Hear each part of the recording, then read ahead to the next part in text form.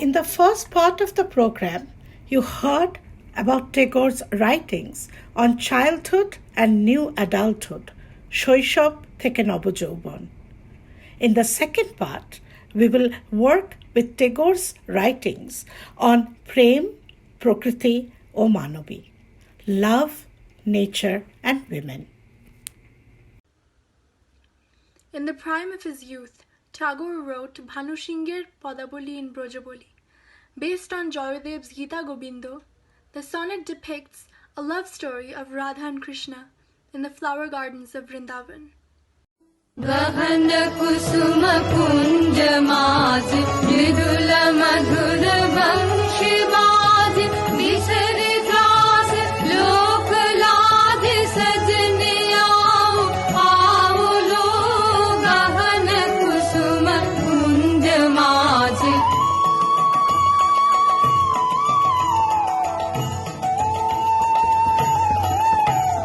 पिनह चारु नीलवास हृदय प्रणय कुसुम राश हरिण नेत्र विमल हास कुंज वन में आओ लो गहन कुसुम कुंज माज ढाल कुसुम सुरभ भार ढाल बिहग सुरभ सार ढाल इंदु अमृत धार विमल रजत भात रे मंद मंद भृंग गुंज अजुत कुसुम कुंज कुंज कुटल सजन कुंज कुंज बकुल ज्योति जाति रे गहन कुसुम कुंज माज देखलो सखी श्याम राय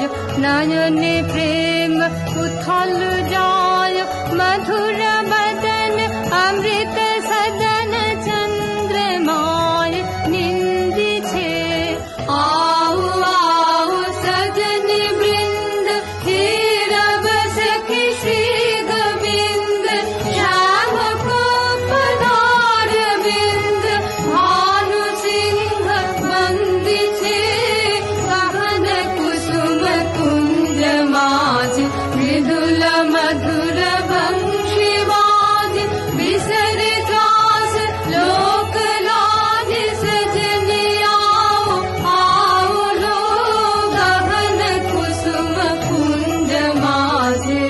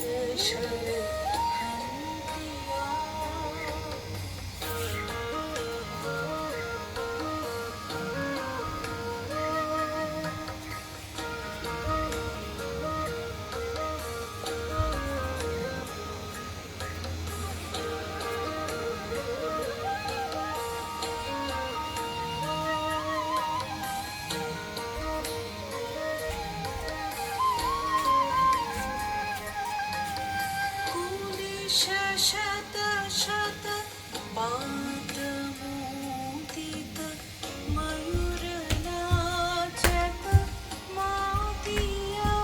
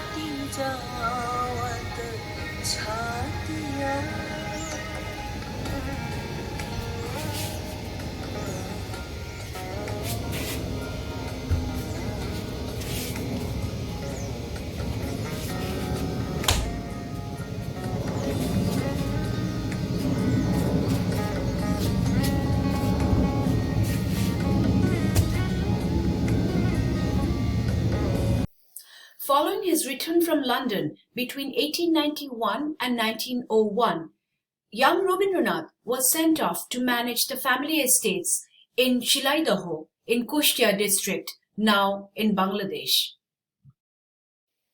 His sojourn in the pristine beauty of the picturesque Kutibari or garden house and his carefree boat rides on the adjoining Podda River profoundly enchanted the poet and brought out some of his masterpieces, such as Shonarturi, Khea, Chitra, Kothao Kahini, and even the beginnings of his English Gitanjali. The tender ambience of rural Bengal inspirited Tagore to synthesize the spirit of the human soul and nature and create a new genre of mesmerizing baul songs. Through their eternal serenity, he sought solace and contentment.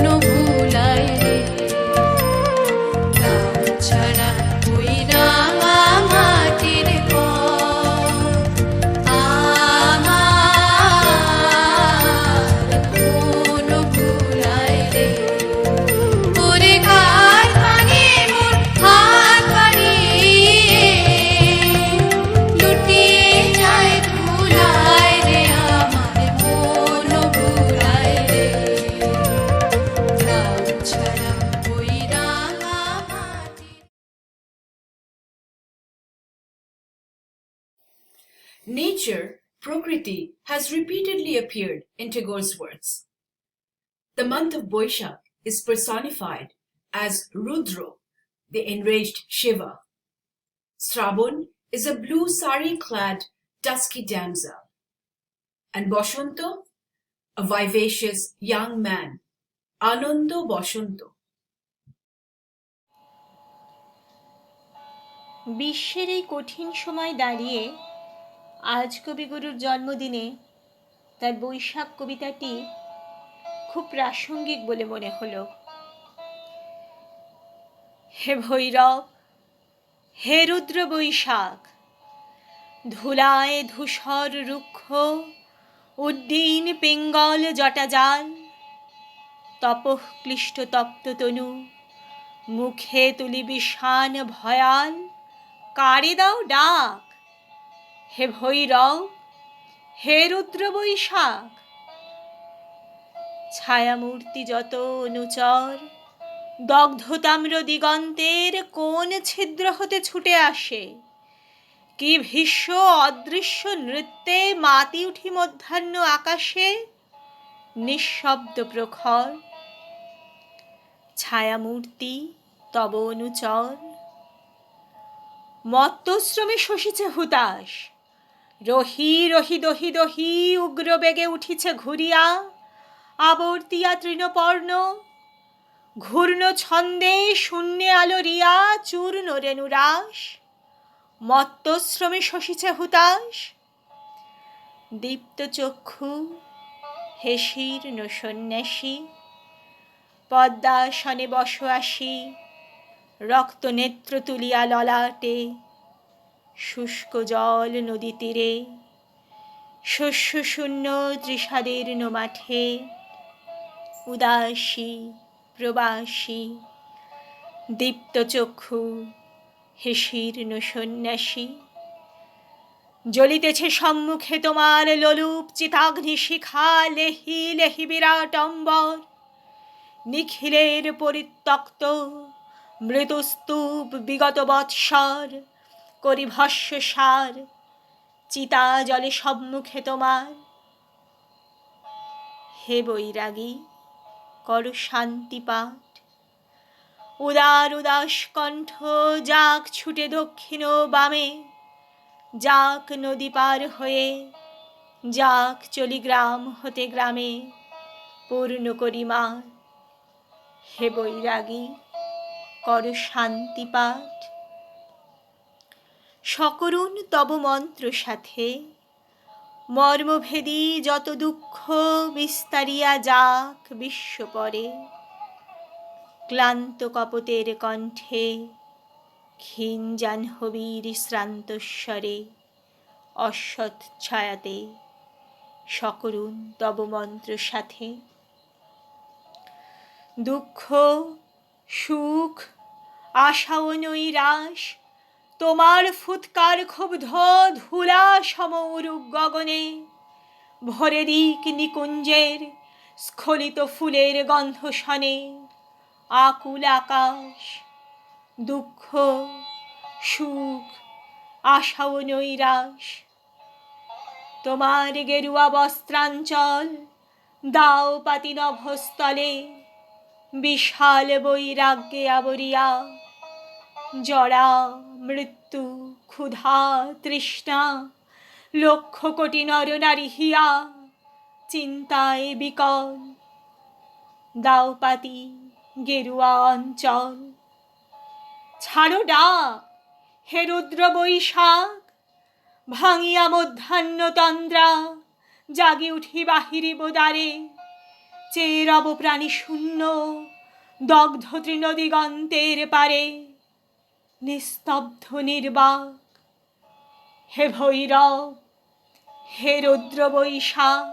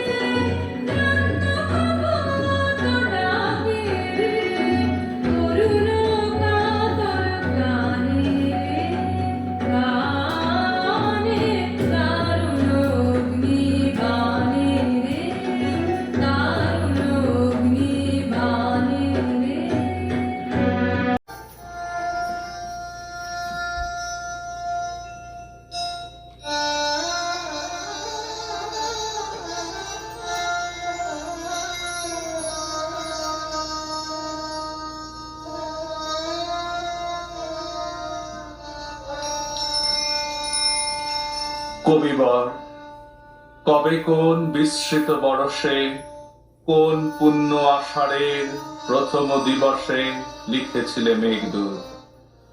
মেঘমন্দ্র শ্লোক বিশ্বের বিরোহী যত সকলের শোক রাখিয়াছে আপন আধার স্তরে স্তরে, সকল সঙ্গীত মাঝে পুঞ্জীভূত করে। অন্ধকার দিবা, বৃষ্টি ঝড় ঝড়, দুরন্ত পবনতি আক্রমণে তার অরণ্য উদ্যত বাহু করে হাহাকার। বিদ্যুৎ দিতেছে উঁকি, ছিল মেঘভার খরতর বক্র হাসি শূন্যে বরসিয়া। অন্ধকার রুদ্ধ গৃহে একলা বসিয়া করিতেছি মেঘদূত। গৃহত্যাগী মন মুক্ত গতি মেঘ পৃষ্ঠে লয়েছে আসন, উড়িয়াছে দেশ দেশান্তরে। কোথা আছে সানুমান অম্রকূট, কোথা বহিয়াছে বিমল বিশীর্ণ রেবা বিন্ধ পদমূলে, উপল ব্যথিত গতি বেত্রবতী কূলে।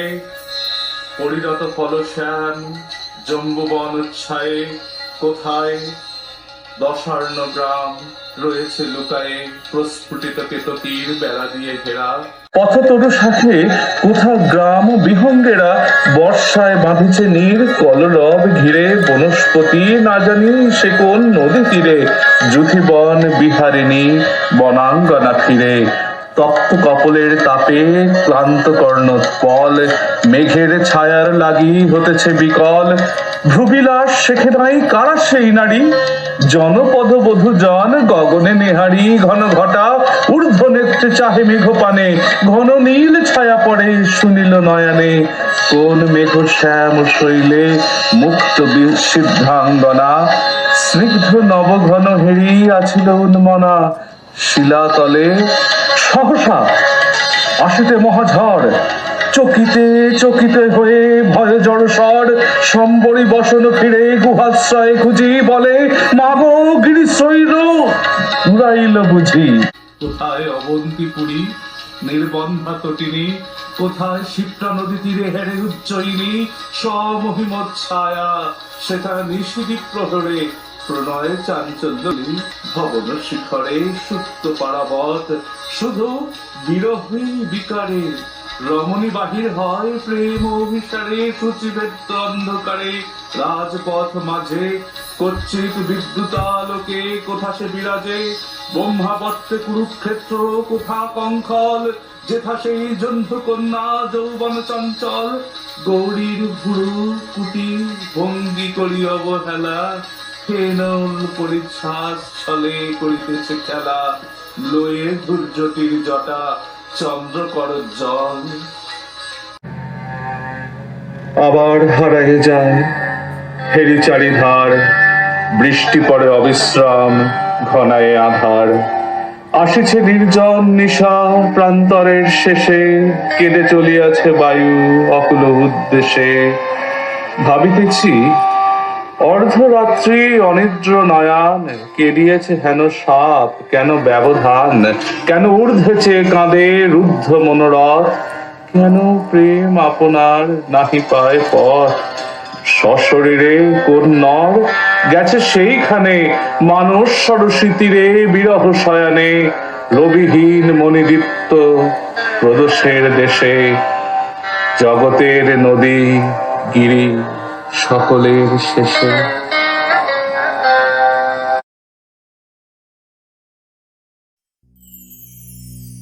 ভাঙন ধরার ছিন্ন করার রুদ্র নাটে, যখন সকল ছন্দ বিকল বন্ধ কাটে।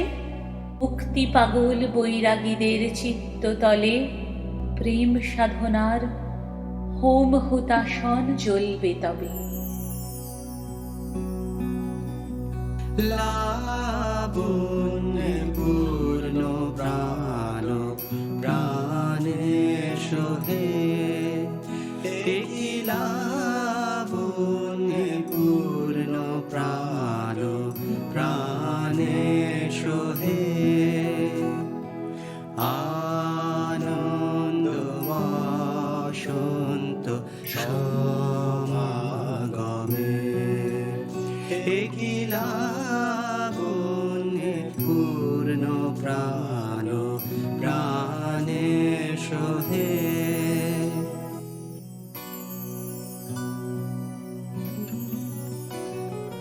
বিকশিত প্রীতি কুসুম হে আনন্দ বাসন্ত সমাগমে বিকশিত প্রীতি কুসুম হে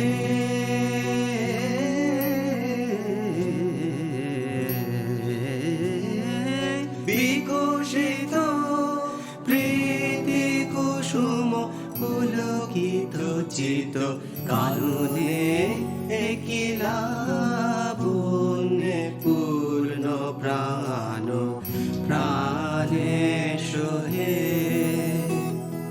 ওরে পথিক, ওরে প্রেমিক, সব আশা জাল যায় রে যখন উড়ে পুড়ে, আশার অতীত দাঁড়ায় তখন ভুবন জুড়ে।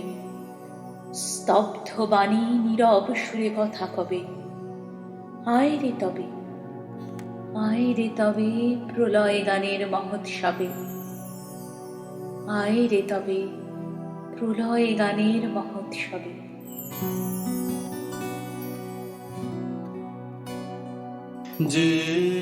জীবনলতা অবনতা তব চরণে জীবনলতা অবনতা তব চরণে হরষ গীত উচ্ছ্বসিত হে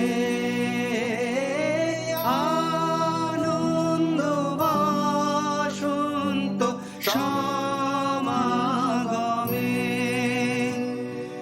হরষ গীত উচ্ছ্বসিত হে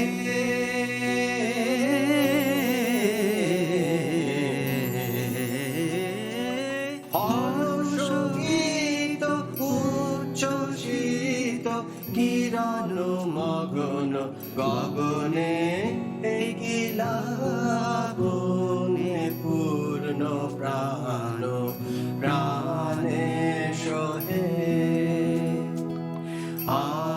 আনন্দ বাসন্ত সমাগমে একিলা বনে পূর্ণ প্রাণ প্রাণে সোহে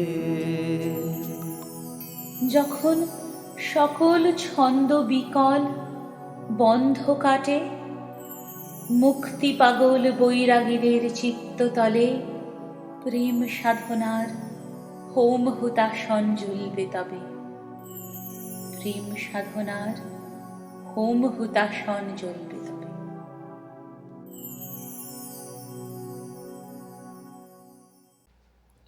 Associating nature with femininity was an idea that Tagore seemed to have revisited in his later years. Self-admittedly, in his early days, Tagore adhered to the existing social norm that women should not have career ambitions. In his latter days, however, through introspection, he realized his mistakes and called for gender equality.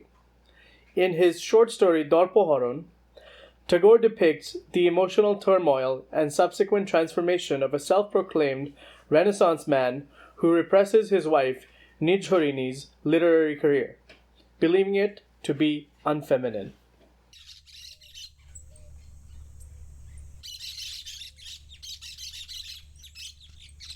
Harish, একবার এদিকে শুনে যাও।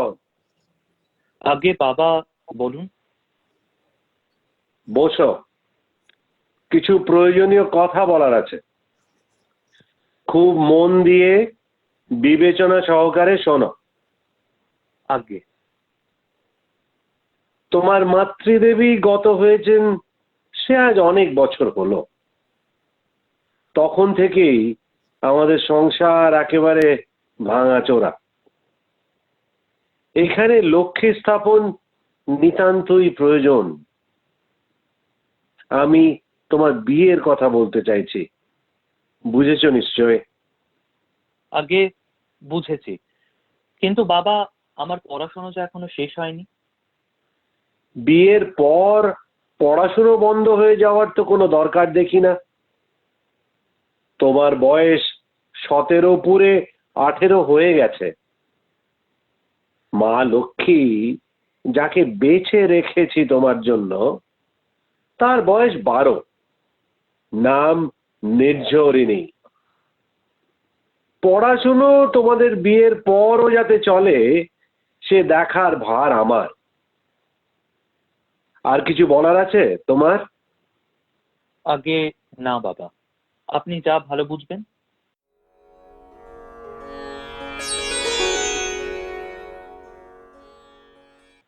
সচিন, শোনো, আজ বাবা বিয়ের কথা বললেন। বিয়ে? কার হে? তোমার নাকি? তুমি যে সবে কলেজে 3rd ইয়ারে পড়ো। বাবা বললেন বিয়ের পরও পড়া চলবে। তাহলে আর কি, তোমার চিত্তক্ষেত্রে এবার দক্ষিণা বাতাস বইবে, অলক্ষ্য দিক থেকে অনির্বচনীয় গীতে এবং গন্ধে, কম্পনে এবং মর্মরে। আহা, কি সমস্ত যে বলো।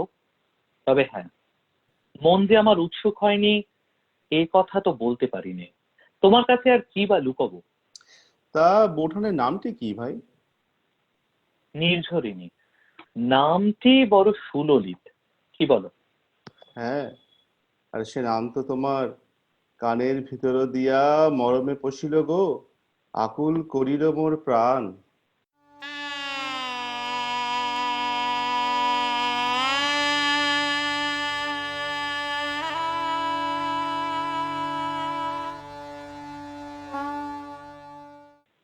বৌমা, আগে আসছি। হ্যাঁ বাবা, বলুন, ডাকছিলেন? বলি হরিশ বাক্স প্যাটরা গুছিয়েছে? বিয়ের জন্য কলেজ কামাই তো হলো অনেক, এবার হোস্টেলে ফেরা দরকার। হ্যাঁ বাবা, আপনি যেমন বলেছিলেন উনি গুছিয়ে নিয়ে কালই রওনা দেবেন কলকাতায়। আর তোমার জন্য কাল বাজার থেকে কাগজ কলম নিয়ে আসবো, হাতে খড়ি হোক তোমারও। হাতে খড়ি আমার হয়ে গেছে বাবা, আমি ও বাড়িতে থাকতেও পড়তাম। বলো কি? আমি উপক্রমণিকা মুখস্থ বলতে পারি, বলবো বাবা, শুনবেন? না না, সে দরকার নেই। আর মেঘনাদ বধ কাব্য পড়েছো সেসব? হ্যাঁ, পড়েছি। শুরুতে বুঝতে পারতাম না, তখন হেমবাবুর ওই টিকা লিখে দেওয়া বই, ওটা থেকে দেখে নিতাম। এখন পারি, আর লাগে না সেসব। বাহ বৌমা, বাহ! এই তো চাই, কাল থেকেই তোমার পড়াশুনো আবার শুরু হবে।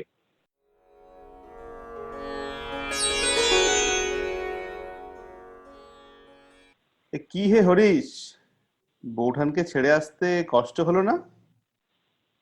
কষ্ট আর কি বলো, এ তো হবেই জানতাম। তবে কি সচিন, ওনাকে বড় একটা চেনার সুযোগ পেলাম না। তা সে আর এমন কি কঠিন? পত্র মিতালি শুনেছো তো ভাইয়া? একটা চিঠি লিখে দাও ওনাকে। সে দিয়েছি, আর তাতে কবি লেখকদের কথাও বসিয়ে দিয়েছি যথেষ্ট। আমার ভালোবাসা উনি বুঝবেন নিশ্চয়ই। এখন উত্তরের প্রতীক্ষা।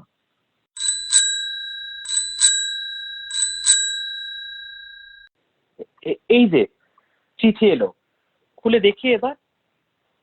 বাহ, অপূর্ব হস্তাক্ষর তো।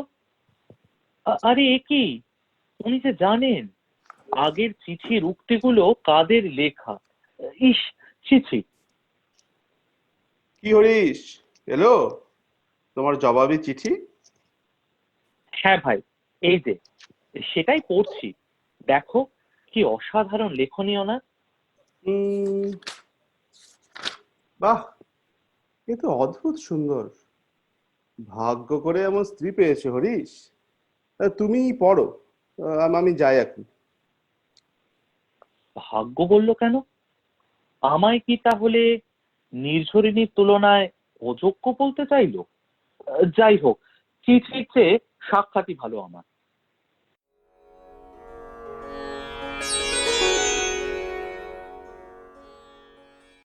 আগের দিন চিঠিতে ছাদে যে কেন আসতে লিখেছিলেন, কি জানি কোনো বিপদ আপদ নয় তো? আমার যে বড় ভয় করছে। দেখি ছাদে গিয়ে।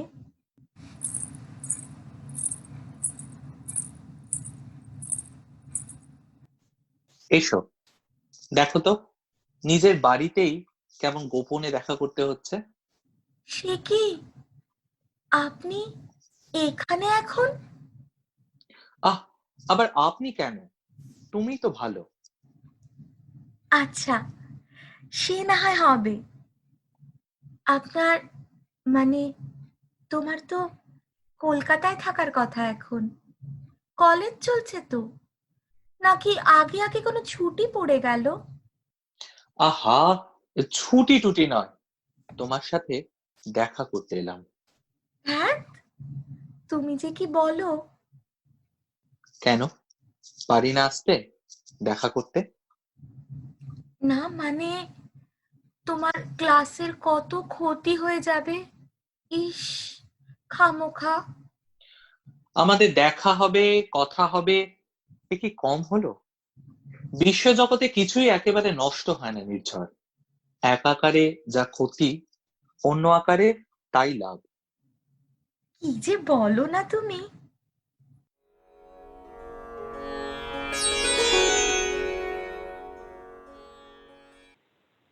বাবা, আমার জ্যাঠতুতো বোনের বিয়ে এই ফাল্গুনে। হ্যাঁ মা, তা শুনেছি। তোমার বাবা আমায় চিঠি পাঠিয়েছেন।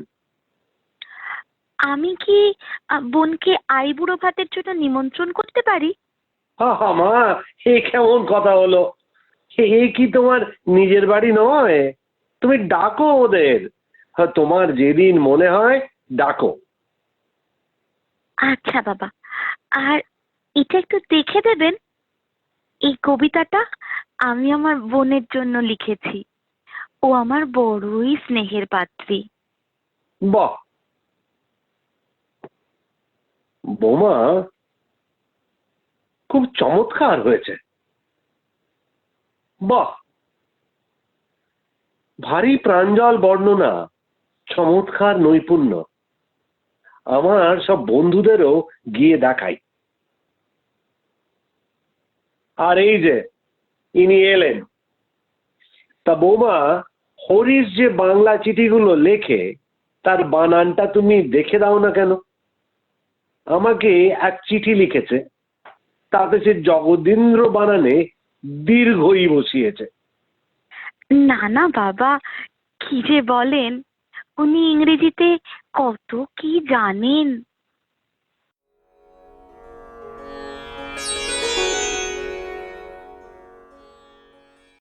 নির্ঝর, নির্ঝর, এই তো বাইরে যাওয়ার ধুতি জামাগুলো একটু গুছিয়ে দাও। কেন গো, এত ব্যস্ত কেন? আবার কি পাত্রী দেখতে যাচ্ছ নাকি? একবারে নাকে কানে খত দিয়েছি, আর নয়। তবে এত সাজসজ্জার তাড়া যে? পাড়ার ছেলেদের সভায় সভাপতি হতে হবে যে। প্রাচীন ও আধুনিক বঙ্গ সাহিত্য, এই বিষয় সভা তাদের। ওগো তুমি পাগল হলে? না না না, সেখানে তুমি কিছুতে যেতে পারবে না। রাজপুতানীরা যুদ্ধ সাজ পরিয়ে স্বামীকে রণক্ষেত্রে পাঠিয়ে দিত, আর বাঙালির মেয়ে কি বক্তৃতা সভাতেও যেতে দিতে পারে না? ইংরেজি বক্তৃতা হলে কি আর আমি ভয় করতাম? কিন্তু না, থাক না, অনেক লোক আসবে, তোমার অভ্যেস নেই শেষকালে। নির্ঝর, তুমি কি মনে করো? আমি কিছুই মনে করি না, কিন্তু আজ আমার ভারী মাথা ধরে আসছে, বোধহয় জ্বর আসবে। তুমি আজ আমাকে ফেলে কোথাও যেতে পারবে না, এই আমি বলে দিলাম। সে আলাদা কথা, তোমার মুখটাও একটু লাল দেখাচ্ছে বটে। রোশো, আমি শচীনকে জানিয়ে আসি গিয়ে ক্লাবের ছেলেদের যেন বলে দেয়।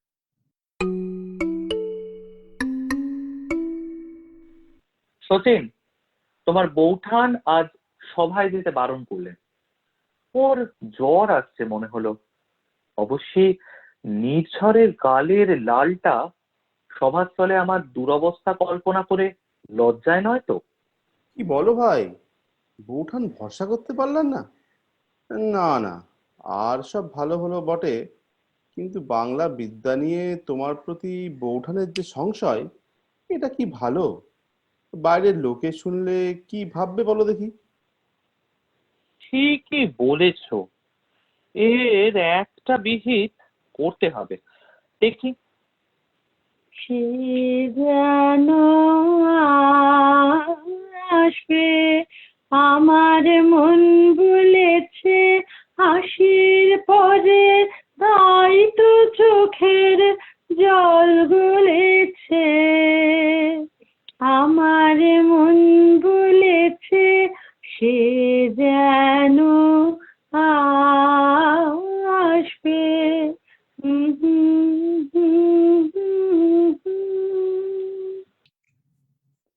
আসল কথা হলো আইডিয়া। আইডিয়া না থাকলে শুধু ব্যাকরণ বাঁচিয়ে লিখলেই কি আর লেখা হয়? পড়বার যোগ্য কোনো লেখা কোনো দেশে কোনোদিন কোনো মহিলা লেখেননি। কেন মেয়েরা লিখতে পারবে না কেন? মেয়েরা এতই কি হীন বলে তুমি মনে করো নাকি? তোমার মতো আমার যদি ইতিহাস পড়া থাকতো, তবে নিশ্চয়ই আমি ঢের ঢের দৃষ্টান্ত দেখাতে পারতাম। বেশ, উদাহরণ না দিতে পারো লিখে দেখাও। সে তো আমি লিখি। ওসব ছেলে খেলা লেখা নয়। এই মাসিক উদ্দীপনা পত্রিকায় গল্প লেখার জন্য 50 টাকা পুরস্কার দেবে বলছে। পাঠাও দেখি এখানে। আচ্ছা বেশ, পাঠাবো। তুমিও পাঠাও, দেখা যাক কারটা জেতে।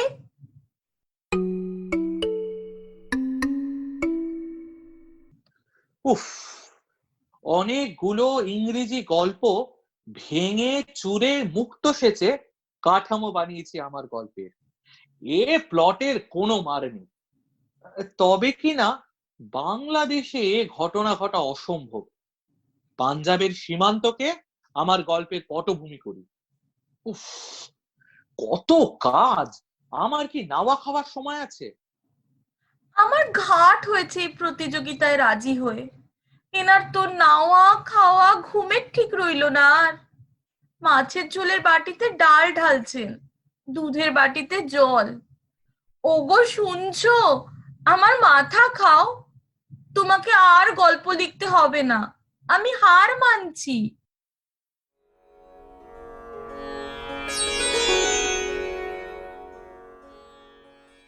এতক্ষণে বাড়িতে নিশ্চয়ই পত্রিকা এসে গেছে। আমি দেখি আমার জন্য কিনে নি আরেকটা। এই তো, এই তো। এ কি? পুরস্কৃত গল্পের নাম তো বিক্রম নারায়ণ নয়, গল্পের নাম তো ননদিনী। দেখি লেখককে।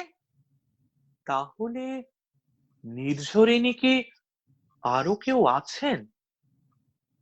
এই গল্প ওর সেই জ্যাঠতো বোনের। আহারে, বেচারি সংসার বড় সুখের হয়নি গো। সেই সব দুঃখেরই যে দেখি গল্প এটা। আহারে।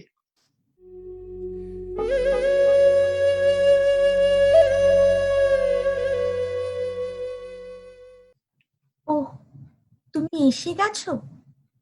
বসো, আমি চা নিয়ে আসি। নির্ঝর, যে খাতায় তোমার লেখাগুলো আছে সেটা কোথায়? কেন, সে নিয়ে তুমি কি করবে? ছাপতে দেব। আহা, আর ঠাট্টা করতে হবে না। না, ঠাট্টা করছি না, সত্যিই ছাপতে দেব। সে কোথায় গেছে আমি জানি না। না নির্ঝর, সে কিছুতে হবে না। বলো সেটা কোথায় আছে? না গো, সেটা সত্যিই আর নেই। সে আমি আজ পুড়িয়ে ফেলেছি। আমি কি জানি না যে আমার লেখা ছাই লেখা, স্ত্রীলোকের লেখা বলে লোকে মিথ্যে মিথ্যে প্রশংসা করে। মোটেই তা সত্যি নয় নির্ঝর। স্ত্রীলোকের লেখা বলেই তো তোমার লেখা আরো বেশি বেশি ছাপা হওয়া প্রয়োজন। আর স্ত্রীলোকের লেখা বলে লোকে প্রশংসা করে বটে, কিন্তু সেসব মিথ্যে তো নয়। তোমায় দেখে আরো মেয়েরা যদি লেখে সে তো খুব ভালো কথা। যাও, অত শত আমি জানি না, কিন্তু তুমি যদি আর কখনো প্রতিযোগিতা করে লেখা নিয়ে মাথা খারাপ করো, আর এই গল্প যদি অন্য কেউ জানে, আমি সেই দিনই বাপের বাড়ি চলে যাব বলে দিলাম। তাতে আর কি, আমিও তৎক্ষণাৎ শ্বশুর বাড়ি রওনা দেব।